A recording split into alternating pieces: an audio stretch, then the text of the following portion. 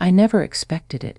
The knock on the door, the hesitant eyes of a boy who was never truly mine, yet somehow felt like family. He sat down, silent at first. Then, with trembling words, he asked me for advice. Not about school, not about money, not even about life's small worries. He asked me, how do I stop becoming like the people who hurt me? His honesty hit me like thunder. It was raw. It was naked. It was the kind of truth that tears down walls and forces you to face yourself. In that moment, I realized this wasn't just a boy asking me a question. This was life itself speaking through him, asking me, what do you really believe? What do you truly know about pain, growth, and becoming more? So I told him, you don't run from the shadow. You outgrow it. You don't fight the pain. You turn it into power. You don't deny the scars. You wear them as proof that you survived. His eyes lit up, not because I gave him an answer, but because he realized he already had the strength to write his own. That day taught me something. Sometimes the greatest test of who we are comes from the ones who have no reason to believe in us, but choose to anyway. I never imagined that some of the most powerful lessons in life wouldn't come from a book, a stage, or a teacher with all the answers, but from a quiet, unexpected encounter that looked ordinary on the surface. That's the nature of life. It doesn't always announce its lessons with trumpets or flashing lights. Sometimes it knocks softly. Sometimes it arrives in the form of a question from someone you never thought would be the one to challenge you. It sneaks into your world through the people you least expect, at the moments you are least prepared, and it changes you forever. When he came to me, there was no plan, no script, no preparation. He wasn't supposed to be the one to make me reflect. I thought he was just a boy, carrying his own struggles, trying to make sense of a complicated world. I thought I would be the one teaching, guiding, explaining. But in that instant, the roles reversed. Life put me in the seat of the student, and he became the messenger. And that is what makes unexpected encounters so powerful. They disarm you. They take away your certainty. They strip down the walls you build around yourself, the walls you thought were keeping you safe. And suddenly you find yourself face to face with a truth you didn't know you needed to hear. You see, the lessons that come from places we expect, schools, books, mentors, we prepare for them. We nod along, we agree, we take notes. But part of us already knows what's coming. It fits the frame of what we believe life should be teaching us. But when the lesson comes from someone you underestimated, someone who wasn't supposed to carry that kind of weight, it breaks the frame. It rattles you. It humbles you. It makes you listen with every fiber of your being, because suddenly you realize, this is no ordinary moment. This is life delivering a message with precision, through a vessel you never saw coming. In that moment, I wasn't just answering his question. I was being confronted by my own. Every word he spoke was a mirror, showing me what I had ignored, what I had buried, what I had run from. His honesty became the bridge that connected us, but also the torch that lit up the dark corners of my own understanding. And isn't that what makes these encounters unforgettable? They don't just change the person who asked the question. They change the one who answers it. They cut deep, they linger, and they shape you in ways you can't measure. Sometimes the most powerful lessons are disguised as interruptions. A knock on the door, a simple conversation, a voice you almost dismissed. And yet, if you lean in, if you allow yourself to be present, you discover that life is always speaking. It just chooses unusual messengers. And in that choice lies the magic, because it proves that wisdom doesn't belong to the expected. It belongs to the moment. It belongs to whoever is brave enough to speak truth, and whoever is open enough to hear it. Honesty has a way of cutting through the noise like nothing else. It doesn't wear a mask. It doesn't dress itself up to sound polite, and it doesn't wait for the right timing. It arrives raw, unfiltered, and sometimes almost uncomfortable in its clarity. When he sat across from me and spoke with that trembling voice, he didn't try to sugarcoat his words. He didn't try to protect my feelings. He asked me directly what he needed to know, with a kind of purity that adults often lose. And in that moment, I felt the weight of honesty in its truest form. It stripped away every illusion I had been holding. We spend so much of our lives surrounded by carefully crafted conversations. People tell us what we want to hear, not what we need to hear. They hide behind polite smiles, rehearsed words, and half-truths because it feels safer that way. But when someone speaks from a place of raw honesty, there's nowhere to hide. It confronts us. It breaks down the defenses we thought were unshakable. That's what happened to me. His question wasn't just words, it was a mirror. A reflection of pain, fear, and the desire to break free from cycles that destroy people. It wasn't elegant, it wasn't polished, but it was real, and that's why it pierced deeper than any well-prepared speech ever could. Honesty is a force. It doesn't always feel gentle. It doesn't always make you comfortable. Sometimes it stings. Sometimes it exposes truths we've spent years trying to bury. But it also has the power to liberate us. It pulls us out of denial. It forces us to face the reality we'd rather avoid. When he asked me his question, I realized I couldn't just give him a rehearsed answer. His honesty demanded mine. It demanded that I strip away the stories I tell myself and speak from a place of truth, even if that truth was imperfect. And that's the power of honesty.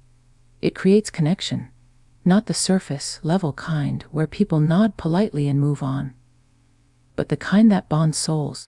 Because when someone is brave enough to be raw, it invites the same courage in others.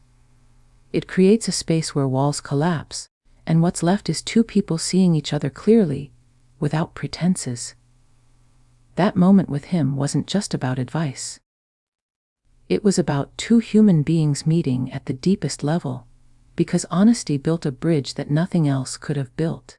Most people fear honesty because it can hurt, but the truth is, dishonesty hurts more. It slowly erodes trust, it eats away at relationships, and it leaves us wandering in a fog. Honesty may sting in the moment, but it clears the air. It gives you something solid to stand on. And when a young boy, uncertain and wounded, looked me in the eye and spoke his truth, I was reminded that honesty, even when uncomfortable, is a gift. It shatters illusions, yes, but sometimes illusions are exactly what need to be destroyed so something real can finally take their place. When someone asks us a question, our instinct is to believe it's about them. We think they are searching for clarity, for guidance, for direction. But the truth is, every question that reaches us also echoes back into our own soul. It tests what we believe. It demands that we measure our convictions not in theory, but in practice. When he looked at me and asked how he could avoid becoming like those who had hurt him, I realized he wasn't just asking me. Life was asking me. It was asking me what I had done with my own pain, what I had made of my scars, and whether I had truly become more than the shadows I once carried. That is the hidden weight of every question we face. They are never just about the one who asks. They are a mirror, reflecting our own struggles, our own choices, and the paths we have taken. When a child asks what it means to be strong, it is not merely an opportunity to teach. It is a reminder to check whether you are still living in alignment with that strength. When someone seeks advice about love, it quietly pulls you back to your own experiences of heartbreak, forgiveness, and healing. And in that moment with him, I felt the sharp edge of that truth. His voice may have carried the words, but my heart knew that the question was equally mine. We like to believe we are the givers of wisdom, that we hand out answers from a place of authority. But more often than not, the questions aimed at us strip away the mask of authority and reveal whether we have truly earned the right to answer. I could have repeated clichés, told him what I thought would sound inspiring, but his honesty demanded more than that. It forced me to stop and ask myself, do I live by what I claim to know? Have I truly risen above the weight of those who hurt me, or do I still carry fragments of their shadow in my own choices? This is why questions are sacred. They are not just requests for knowledge, they are catalysts for self-examination. They don't simply shape the listener, they reveal the listener. They demand authenticity. They challenge us to close the gap between what we preach and what we practice. In a single sentence, that boy made me revisit years of my own journey, and in doing so, he reminded me that wisdom is not a destination we arrive at. It is a path we walk every day, tested each time someone looks to us for guidance. So when someone asks us something that feels heavy, something that cuts deep, the real challenge is not in what we say to them. The challenge is in what we admit to ourselves. Their question becomes our mirror. Their search becomes our reminder. And in answering them, we are forced to answer life's bigger question. Are we living the truth we claim to know, or are we just speaking it out loud? Pain is often treated like an enemy, something to escape from, something to silence or numb. We are taught to hide it, to bury it, to move past it as quickly as possible, as if acknowledging it makes us weaker. But the truth is, pain has always been the greatest teacher. It does not arrive to destroy us, even though it often feels like it. It arrives to carve out depth in our character, to stretch our capacity for resilience, and to give us lessons that comfort never could. Every scar on the soul tells a story, and within that story lies strength that cannot be faked. When he asked me how to avoid becoming like the people who hurt him, the first thought that came to me was this: the pain he carries will either chain him or free him, depending on what he chooses to do with it. That is the crossroads we all face. Pain can imprison us, locking us into cycles of bitterness, resentment, and fear. Or it can fuel us, teaching us compassion, sharpening our vision, and giving us the resolve to rise above. The same fire that burns can also forge. The difference is not in the pain itself. It is in what we decide to make of it.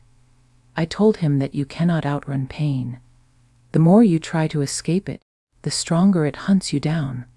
People try to drown it in distractions, in addictions, in empty pleasures, but it always resurfaces. The only way forward is through. You walk into it, you face it, you listen to what it is trying to teach you. Pain always carries a message, and that message is meant to shape you.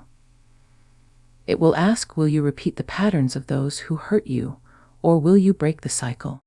Will you allow yourself to become hardened and cruel, or will you let it soften you into someone wiser, someone kinder, someone unshakable? Pain reveals truths about us that we never discover in times of ease. Comfort can lull us into weakness, but struggle wakes us up. It shows us the cracks in our armor, the places we still need to grow. It tests our patience, our values, our faith in what we stand for. And in passing through that test, we emerge with something no one can hand to us: inner strength. Not borrowed strength, not spoken strength, but lived strength, the kind that radiates from someone who has suffered and survived. The boy's question reminded me of something I had nearly forgotten. Our scars are not marks of shame, they are proof of endurance. They are reminders that pain came, it tried to break us, and it failed. And each time pain visits again, we must decide whether it will define us or refine us. That is the choice every human being must face, and that is why pain, though unwanted, remains life's most faithful teacher. We grow up believing that legacy is tied to blood, that it is passed down through family lines, through last names and family trees. But life has a way of showing us something deeper. Legacy is not only about blood. It is about impact. It is about the fingerprints you leave on the hearts of people, even those who are not bound to you by family ties. When he came to me, this boy was not my son by blood. He carried no genetic link to me, no name that tied us together. And yet, in that moment, he trusted me with a piece of his soul. That trust was proof that legacy is built not on biology, but on presence, on influence, on the ability to show up when someone needs you most. We often underestimate the power we carry in the lives of others. We think we have to be parents, leaders, or mentors by title to shape someone's path. But impact doesn't wait for permission. It happens in quiet moments. When you listen, when you speak truth, when you offer guidance that shifts how someone sees themselves. A word of encouragement at the right time. a lesson shared when someone is on the edge, a perspective that sparks hope. All of these become seeds planted in another person's journey. And those seeds may outlast anything written in a will or carved into a stone. That day I realized legacy is measured not by who you are related to, but by who you are willing to invest in. Sometimes the ones who carry your influence forward are not your children, but strangers, friends, or even people you thought had walked out of your life. Blood creates connection, yes, but it is impact that creates transformation. And transformation is what endures. You don't choose who will carry your words into their future. You don't choose who will take a piece of your example and let it guide them. Life decides that for you. But every act of sincerity, every moment of courage, every time you live with integrity, you are leaving behind something that someone else can pick up and make their own. What struck me most was how natural it felt. I didn't prepare to leave a legacy with him. I didn't plan it. It simply happened in the raw exchange of honesty, trust, and presence. That is how legacy is truly built, not through grand speeches or massive achievements, but through the simple courage of showing up fully, being real, and giving what you can in the moment. He may not carry my name, but he will carry my words, my example, my reminder that pain can be turned into power. And that, in its own way, makes him part of my legacy. It became clear to me that legacy cannot be confined to family boundaries. It spills over. It reaches whoever is touched by your light. And sometimes the ones who were never yours by blood end up carrying the biggest piece of you forward. There is a dangerous temptation in giving advice, the temptation to control. When someone comes to us with their pain, their confusion, their doubts, we often feel the urge to hand them a complete map, to tell them exactly what to do, to shape their path so they will not stumble the way we once did. But the truth is, real power does not lie in controlling another's journey. Real power lies in guiding them just enough so they can discover their own strength. The moment advice turns into control, it robs a person of the very thing they need most, the ability to choose, to wrestle, to grow, to rise by their own will. When he asked me his question, I felt the weight of that responsibility. He wasn't asking me to live his life for him. He wasn't asking me to hand him a perfect solution. He was asking for light, not chains. He wanted clarity, not commands. In that moment, I understood that my role wasn't to hand him a ready-made answer, but to awaken something already sleeping inside him. The recognition that he had the power to shape who he became. I could guide, I could point, but I could not and should not decide for him. That was not my right, nor was it my responsibility. True guidance is subtle. It doesn't shout. It doesn't dictate. It doesn't demand obedience. It whispers possibilities. It paints pictures of what is possible if someone dares to choose differently. It reminds them that they are capable, that they are stronger than they realize, that their story is not written in stone. A controlling voice says, "Do as I say." A guiding voice says, "You already have what it takes. Let me remind you of it." That difference can change everything. I could see in his eyes that what he needed most wasn't someone to shield him from all mistakes. He needed someone to believe he was strong enough to face them. And that's where the greatest power of guidance lies. It is not about giving people crutches. It is about teaching them to walk on their own legs, even if they stumble. Because stumbling teaches balance, and balance cannot be gifted. It must be learned. If I had tried to shape every step for him, he would have borrowed my strength but never discovered his own. There is humility in guidance. It requires you to set aside your ego, to resist the need to be the hero, and instead become a mirror that reflects the hidden potential in someone else.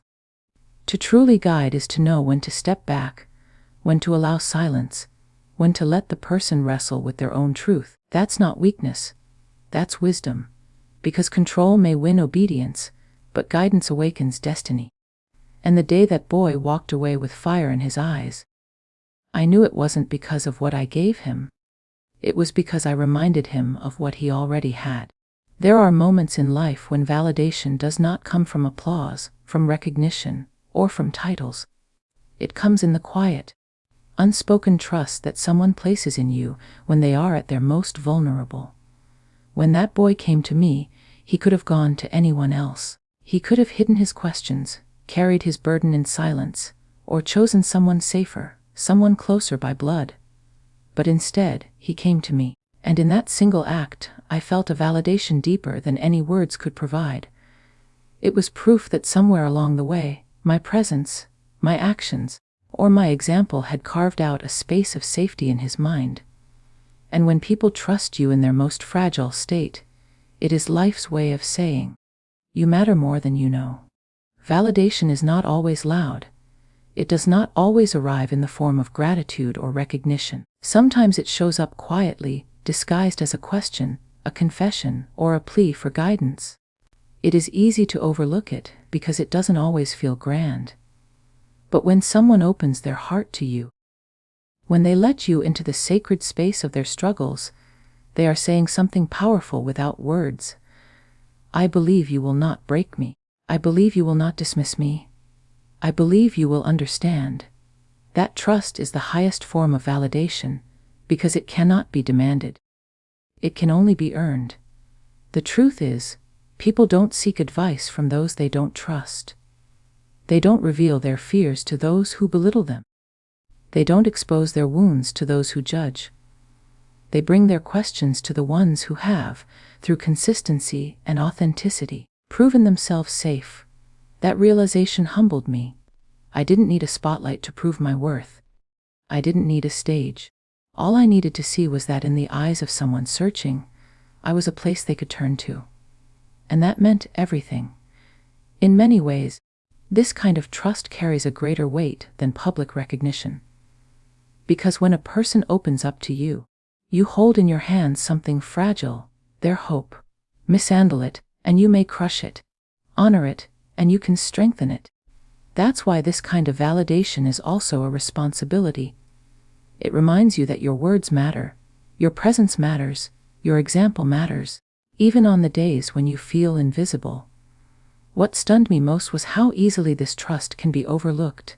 We chase validation from the outside world. We hunger for affirmation from crowds, and yet the truest form of it is often sitting quietly in front of us, hidden in a vulnerable question, waiting to be noticed. That day, I learned that the greatest validation doesn't come from being admired by many. It comes from being trusted by one, and sometimes, that one is enough to remind you of the weight your life truly carries. In the end, what stunned me wasn't just his honesty, or even his question. It was what life revealed through him. That moment reminded me that wisdom doesn't always come from the voices we expect. Sometimes it arrives in the form of a trembling question, spoken by someone who sees in you a light you didn't even know you carried. Pain, truth, trust, and legacy, all of it collided in that one conversation. And I realized our lives are not measured by the blood we pass on, or the titles we earn, but by the impact we leave in the hearts of others. Every scar can become strength. Every question can become a mirror. And every act of honesty can strip away illusions and bring us closer to who we are meant to be. So if life ever places in front of you someone searching for guidance, remember, it is not just their test, it is yours too. Don't rush to control. Don't run from the weight of their honesty. Stand in it. Listen. Speak from truth, not from ego. Because the words you give in that moment may outlive you. They may become someone else's torch in the dark. And as I look back, I know this with certainty: the greatest gift we can give is not answers, but belief. Belief that those who come to us already hold the power to rise. All we can do is remind them of it. Thank you for listening, for carrying these words with me. May they meet you in the moments when life brings its unexpected lessons to your door, and may you never forget. The questions you face from others are often the very questions life is asking of you. Until we meet again, take care of your scars, honor your truth, and keep building the kind of legacy that goes far beyond blood. Goodbye, and thank you.